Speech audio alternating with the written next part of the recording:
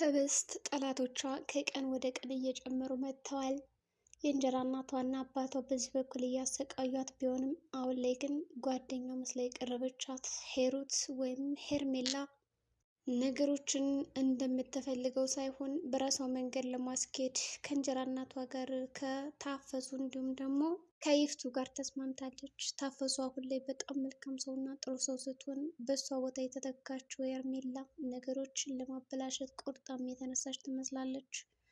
በዚህ ምክንያት አጅሪት ይፍቱ እንዴት ቢደፍረኝ ነው ወንድሜ አንገቴን ሊያንቀኝ የቻለ፣ በዚህ ምክንያት ማስራላታለሁ በሚል በጣም ኃይለኛ ለመበቀል ሞክራለች። የመጀመሪያ ሙከራውም እንግዲህ ወንድሜ እንዴት ቢደፍረኝ ነው አንቆ ሊገለኝ ያሰበው እኔ እንደ እናት ተንከባክቤ ያሳድጌው የሚለው ጦርነት በጣም ዛቻና ፍራቻ ሰጥቷታል። እናም አንገቷን ንቅ አድርጓት በነበረበት ቅጽበት ሰራተኛዋና እንዲሁም ደግሞ ያው አጋዧ ማለቴ ነው እና ባለቤቷ እንዲሁም አብነት ሩጠው ሄደው አንቋት የነበረው ነገር ለማስለቀቅ ሞክረዋል። ታዲያ በዛ ምክንያት አብነት እዛ መኝታ ክፍል ዘሎ ስለገባ አንተ እንዴት ብትደፍር ነው ከማታውቀው መኝታ ክፍል ዘለ የገባው የሚል ጥያቄም ተጠይቋል። በዛ ምክንያት እኔ እዚህ መኝታ ክፍል ራሱ እንዴት እንደገባው አላውቅም፣ እንደዛ ታንቀሽ ሳይሽ እኮ ለማላቀቅ ነው የመጣሁት ብሎ ቢናገራትም እንደተዋረደች ስለተሰማት ውርድ ከራሴ በአምላክ የሚባለውማ በቅለዋለሁ ጡበትም በማለት ሄርሜላ የምትለዋን አማላ ዋጋውን እንድትሰጠውና ህይወቱን እንድታበላሸው አዛታለች ማለት ነው። በእርግጥም ሄርሜላ አሁን ላይ የይፍቱን ሀሳብ ተቀብለዋለች። ምክንያቱም በመጀመሪያ ደረጃ ራሱ የመጣችው ጓደኛውን ብላ ሳይሆን ስለ በአምላክ ብዙ ነገሮችን ስለተወራ እንጂም ደግሞ ህብስት ራሱ ብዙ ጊዜ በአምላክ እያለች ስለምታወራው ነገር ለማዳመጥ እና ለመስማት ነበረ።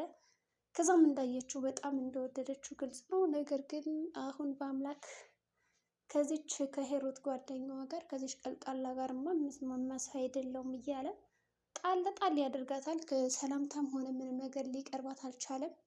ታዲያ ይች ልጅ እንዴት ቢንቀኝ ነው እኔን የመሰለች ቆንጆ ሰላም እንኳን የማይለኝ እያለች ብዙ ነገሮችን በልቧ እያመላለሰች ነው ያለችው። ይህንን ምክንያት በማድረግ ነው እንግዲህ ከእህቱ ጋር ልትስማማ የቻለችው ማለት ነው። አቶ አለምም ጉዳዩን እንዴት አደረክልኝ እያለ አብናትን ይጠይቀዋል። አብነት ደግሞ ነገሮችን አውቆ ወደኋላ ለማስቀረት እየሞከረ ነው ያለ። ልጅቷ ትክክለኛ ወራሽ መሆን ትችላለች፣ ምክንያቱም 18 ዓመት ሞልቷታል የሚል ሀሳብን ቢሰጠው እንደዛማ ሊሆን አይችልም፣ ከአሁን በፊት ስንት ነገሮችን ሰርተልኛል፣ አሁን እንዴት ነው ነገር ሊያክተ የቻለው? ስለዚህ ነገሮችን በጭራሽ ማቆም የለብም፣ ተናገር በፍጥነት እያለ ሀሳቡ ሲሰጥም ነበረ። በዛ ምክንያት ነገሮቹ ከአቅሙ በላይ እንደሆኑበት ግልጽ ነው። ግን ደግሞ ይህንን ነገር ከማምላክ ጋር መማከር አለብኝና ልጅቷንም ማዳን አለብን የሚል ሀሳብም አለው። ሌላው አብነት ወደዛ ቤት መጥቶ በነበረበት ሰዓት ህብስት ሳሎን ቁጭ ብሎ አግኝታቸው ሰላም ብላቸዋለች። በዛ ምክንያት ታዲያ ይኸውልሽ እዚህ ቤት የሚሰጥሽን ምግብ በአምላክ እስከሚነግረሽ ድረስ አንዳችም ነገር መመገብ የለብሽም የሚል ነገር ነግሯታል። እንዴት እንደዚህ ሊሆን ይችላል በማለት በጣም ፈርታም ነበረ። ከዛ በተጨማሪ አይዞሽ ነገሮቹ ቀለል ይላሉ የሚል ሀሳብም ሰጥቷት በአምላክ ልከተለው በማለት ሩጫውን ቀጠለ። በአምላክም በጣም ተናዶ ስለነበረ ሩጫ ላይ ነው ያለው። ምክንያቱም በጣም የሚወዳት ልጅ እንደዛ ስትሰቃይ ማየቱና መርዝ እየሰጠቻት እንደሆነ ስላወቀ ነው የደነፋባት ከእህቱ ላይ። እህቱም ደግሞ በጣም ተናዳ ስሜታዊ ሆና እንደ አጋጣሚ ወደ ሳሎን ስታገኛት ህብስትን ዊልቸር ላይ ውርውር አድርጋ ቅጥቅጥ አድርጋ ደብድባታለች። ህብስትም እዛ ስብርብርብር ብላ መንቀሳቀስ እስከሚያቅታት ድረስ እንዲሁም እያለቀሰች በነበረበት አጋጣሚ ነገር ግን አጋዧ መታ ወይም ደግሞ ታፈሱ መታ ከዊልቸሯ ላይ አንስታታለች።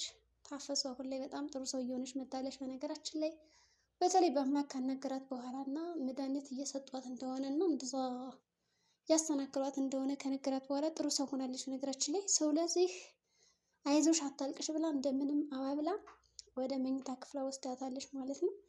መኝታ ክፍሏ ላይ ከወሰደቻትም በኋላ ያደረገችው ነገር ምንድን ነው? ያው ተረጋጊ እና በአምላክ አናዷት ነው አንቋት ነው። ስለዚህ ለዛ ነው በቃ አንቺን የደገፈ መስሏት ነው እንደዚህ የወረደችብሽ፣ አታልቅሽ እያለች አባብላታለች። በእርግጥም አሁን አጅሪት ይፍቱ እውነትም ተናዳ ነው። ምክንያቱም ለምን ለእሷ ይቆረቆራል? ለምን ለእሷ ያዝናል? ለእኔ ለእህቱ ያልተቆረቆረ እንዴት ቢደፍራኝ ነው በማለት ነው የእሱን ንዴት ከእሷ ላይ የተወጣችባት። ከዛ እንደምንም ብላ ተነስታ ወደ ቦታዋ ሄዳ ቁጭ አለች ማለት ነው። በአምላክም ይህንን ነገር ሲሰማ በጣም ያብዳል። እንግዲህ ያው ታፈሱ ነግረውም ነበረ፣ አንተ እንደወጣ እኮ ተረፋት ያንተ ጦስ፣ አንተ ባታንቃት ኑሮ ልጅቱን አታንገላታትም ነበረ ትለዋለች። አሁን እነዚህ ሰዎች አበዙት። ገድያቸው እኔ እጄንማ ለመንግስት ነው የምሰጥ ያለዛ በማለት ዛቻ በዛቻ ሆነ። አብነትም ተረጋጋ፣ ቢያንስ እንኳን ከእሷ ጎን እንደቆምክ ማስነቀት የለብም፣ ያለዛ ነገሮችን አበላሻቸው በራሳችን የምናስበው ነው እንደዚህ የሚያደርገ እያለ ይነግረዋል። ታዲያ እኔ ምን ላድርግ የሚል ሀሳብ ነበር ያመጣ። ሆኖም አጀሪት ሄርሜላ ደግሞ ፏፏ ዝንጥ ብላ መታለች። እንግዲህ ያው ግን ደግሞ ችግሩ እዚህ ጋር ፏፏ ዝንጥ ብላ ብትመጣ ራሱ በአምላክ ቀና ብሎ እያያት አይደለም። ከበአምላክ ይልቅ እብናት በጣም ቀና ብሎ እያያትና መታወቅ ፈልገው ሰላም ሲላትና በትህትና ሲነግራትም ነበረ። ሄርሜላ ግን እብነትን ስለማትፈልገው እየናቀችውና በአይነ ቁራኛ ስትመለከተውም ነበረ። እንግዲህ ሁለቶች ጥንድ መሆናቸው አይቀርም፣ ግን እብነትና ታፈሱ አንድ ላይ ቢሆኑ እየተሻለ ነው። ሁለቶቹም በጣም የዋህ ናቸው። ሰው ሄርሜላ ደግሞ አሁን ልክ እንደ ይፍቱና አለም ሆናለች።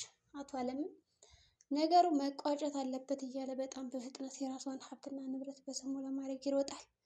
ሚስትም እኔ ማን እንደሆንኩ አላወቁም እነዚህ ሰዎች። ስለዚህ ካሁን በኋላ ማቀጥቀጥ አድርጌ ያለኝን ጉልበትና ኃይል ማስወጣት አለብኝ እንጂ ያለዛ እንደዚህ በቀላሉ ዝም የሚሉኝ አይመስሉኝም በማለት ነገሮቹን አጋና እየተመለከተች ነው። አሁን በአምላክ በጣም ከባድ ፈተና ተዘጋጅቶለታል። በአንደኛ ደረጃ የተዘጋጀለት ይችን ሄርሜላን የራሱን ማድረግ ነው። ካለዛ ደግሞ ይችን ህብስትን አላድንም ማለት ነው። ስለዚህ ታገባለህ የሚል ሀሳብም ተሰጥቶታል። ምክንያቱም ይህንን ልጅ ካጋባ ነው ይችን ልጅ ይረሳትና እኛ የምንለውን ነገር ይሰራልናል። ስለዚህ ሄርሜላ በጣም ታስፈልገናለች፣ በአምላክን ማጋባት አለብኝ ብላ ያሰበችው አዲሱ እቅዷ። ሄርሜላ ወዲያውኑ ነበር የተቀበለችው ይህንን ነገር። ህብስት ግን ይህን ጉዳይ የምታውቅ አትመስልም። እንግዲህ ጓደኛዬ ብላ ያመጣቻት ከዛ ቤት፣ ነገር ግን የእሷን ደካማነት ተጠቅማ በአምላክን የራሷ ለማድረግ የምትጥረው ሄርሜላ መጨረሻዋ ምን ሊሆን ይችላል? አሁን በአምላክ ያገባታል ወይስ ደግሞ ህብስት ታውቃለች የጓደኛዋን ክፋትና ተንኮል? ድራማዎች እንደቀጠሉ ናቸው። ነገሮችም እየተባባሱ ነው። ጦርነቱም ከቀን ወደ ቀን ጨምሯል። የህብስትና የአብነት ጓደኝነት ጥግስ ከምን ደረጃ ሊደርስ ይችላል? ሊቀጥልስ ይችላል? አምላክስ ምን አይነት ውሳኔዎችን ይወስን ይሆን?